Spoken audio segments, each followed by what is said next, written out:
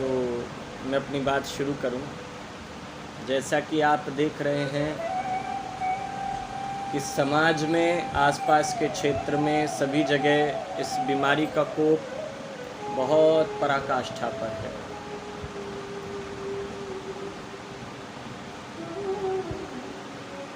इस बीमारी के विषय में अगर मैं अपना कोई मत रखना चाहूँ, सबके अपने अपने मत हैं। किसी का कुछ मत है, किसी का कुछ मत है, कोई कुछ कहता है, कोई कुछ बताता है।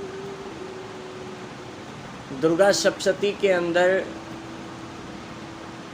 देवी भागवत के अंदर एक छोटा सा अध्याय है।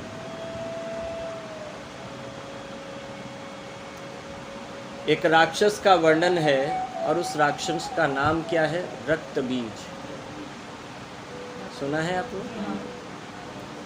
रक्त बीज राक्षस कुछ ऐसा मायावी राक्षस था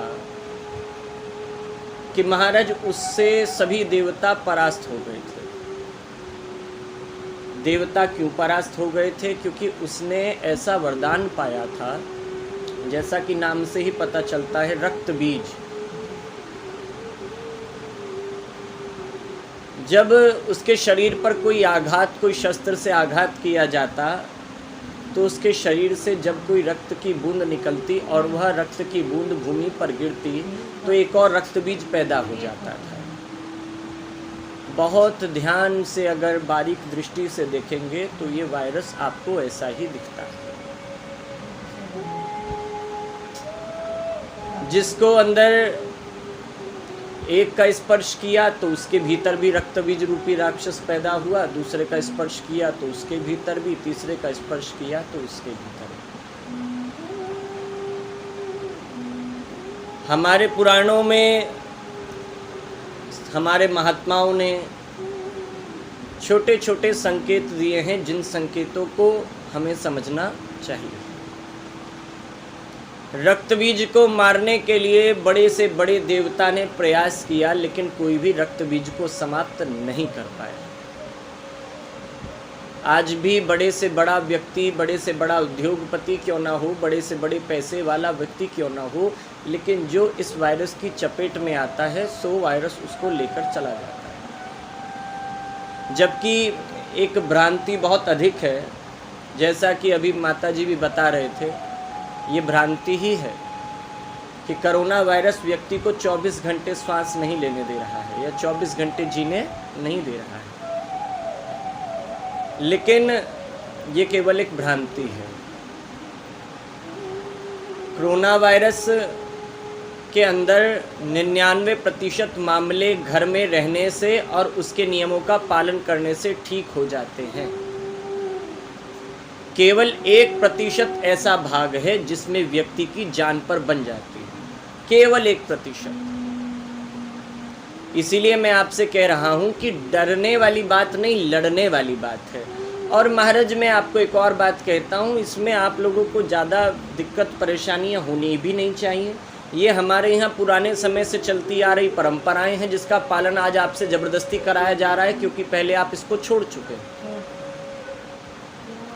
हाथ जोड़ने की परंपरा हमारे यहाँ आज है क्या? शुद्धिकरण की परंपरा कि अपने आप को शुद्ध रखो, साफ सुथरा रखो, ये परंपरा आज बनाई है क्या? ये परंपरा जन्मों से चली आ रही है, लेकिन हमने अपने आप को बदल लिया था, तो प्रकृति ने एक तमाचा मारा, जिससे हम वापस आकर वहीं बैठ गए। हमें ये बात समझ लेनी चाहिए कि प्रकृति के साथ अब ज़्यादा छेड़छाड़ करेंगे तो अगर प्रकृति की हल्की सी चमाट भी पड़ती है तो हमारी गिनती कहीं नहीं है। हमें समझ लेना चाहिए। पेड़ उखाड़ते समय, पेड़ को काटते समय हम विचार नहीं करते। आज एक पेड़ लगा होता तो आप देखिए कि वातावरण में ऑक्सीजन की कितनी कमी है। ऑक्सीजन नहीं मिल रही है व्यक्ति को। ऑक्सीजन के लिए वो भरपूर पैसा देने को तैयार है, लेकिन वह व्यक्ति इसको कर सकता था, बचा सकता था अपने आसपास पौधे लगाकर, लेकिन पौधे काट काट कर हमने वहाँ पर ईंट पत्थरों के बड़े बड़े मकान बनाए और आज ऑक्सीजन कम हो रही है तो हम दूसरे पर आश्रित हो गए। अब हम छाती पीटते हैं कि हाय ये क्या हो गया। तो मेरा तो अनुरोध सभी से यह है कि जो नियम सरकार बता रही है उस नियमों का कड़ाई से पालन करें। जो सरकार नियम बता रही है उसका कड़ाई के साथ पालन करें। रक्त बीज को नाश करने के लिए बड़े से बड़े देवता ने प्रयास किया, लेकिन कोई भी रक्त बीज को मार नहीं पाया। लेकिन रक्त बीज जिंदा भी नहीं बचा, रक्त बीज मरा भी। लेकिन कब मरा? बोले जब सभी देवताओं ने, सभी यक्षों ने, गंधर्वों ने, ब्राह्मणों ने, संतों ने और प्रजा ने, सभी ने हाथ जोड़कर अपनी शक्तियों को सम्मिलित किया, भगवान से प्रार्थना की, तब भगवती माँ जगदम्बा महाकाली के स्वरूप में प्रकट होती हैं और रक्त बीज राक्षस का रक्त पीकर उसका अंत करती हैं। आज भी आवश्यकता है आपके और मेरी प्रार्थनाओं की।